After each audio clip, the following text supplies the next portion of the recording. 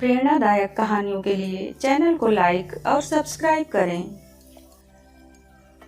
बहुत समय पहले की बात है। जयनगर राज्य में राजा पुष्पदेव और रानी कल्याणी रहते थे। सब उन्हें बहुत प्यार करते थे। वे दोनों प्रजा का बड़ा ख्याल रखते थे। वहाँ के लोग राजा रानी को बहुत चाहते थे। राजा और रानी हमेशा कहते कि जयनगर में सभी खुश रहें, सिर्फ मनुष्य ही नहीं, पशु पक्षी पेड़ पौधे भी। राजा और रानी की कोई संतान नहीं थी। लोगों की एक ही प्रार्थना थी कि हमारे राजा और रानी का एक पुत्र हो। सबकी प्रार्थना रंग लाई और एक दिन रानी ने एक पुत्र को जन्म दिया। लोग बहुत खुश थे। सब अपने युवराज को देखने आए। बच्चे का सिर चूमकर उन्होंने कहा, कितना सुंदर बेटा है। राज्य में धूम मच गई। लोग ढोलों की ताल पर नाच उठे। इसी तरह राजा रानी के 2 और बेटे हुए। अब उनके प्रिय राजा रानी के 3 बेटे थे। 12 साल बाद उनकी एक पुत्री हुई।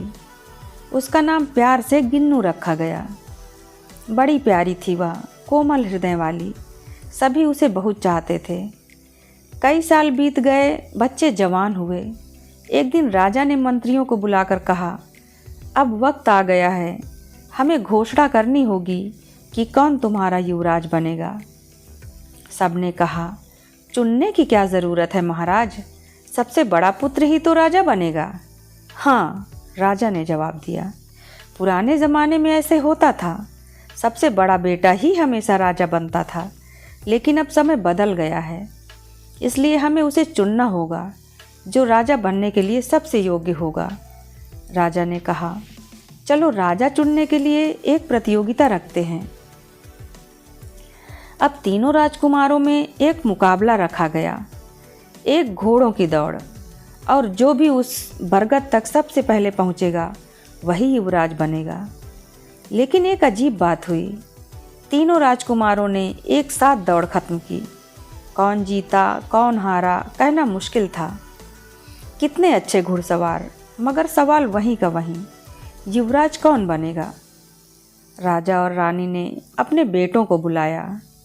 राजा ने कहा, तुम तीनों ने यह साबित कर दिया कि तुम तीनों ही अच्छे घुड़सवार हो। अब अपने अपने तरीके से कुछ करो ताकि हम तुम में से युवराज चुन सकें। तीनों ने राजा और रानी को प्रणाम किया और अपने घोड़ों के पास चले गए। एक दूसरे को देखकर वे मुस्कुराए, मगर मन ही मन तीनों यही सोच रहे थे कि क्या खास किया जाए। अचानक बड़ा राजकुमार हाथ में बर्छी लिए घोड़े पर सवार हो गया। उसने चारों तरफ देखा। लोगों में सन्नाटा छा गया। गौरी शंकर सबसे बड़ा राजकुमार अब क्या कर दिखाएगा। लोगों ने सोचा। गौरी शंकर ने दूर खड़े शानदार बरगद को पेड़ को ध्यान से देखा। उसने घोड़े को एड़ लगाई और घोड़ा झट से दौड़ पड़ा। वह तेज और तेज, इससे पहले कि कोई कुछ समझ पाता, वह पेड़ को भेद कर घोड़े समेत उस बरगद से निकल गया। अब दूसरे राजकुमार शिवशंकर ने बरगद को गौर से देखा।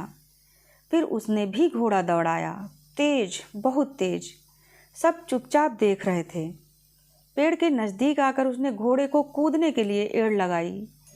दोनों ऊपर इतने ऊंचे कूदे कि एक अद्भुत छलांग में विशाल वृक्ष को पार कर दूसरी ओर पहुंच गए।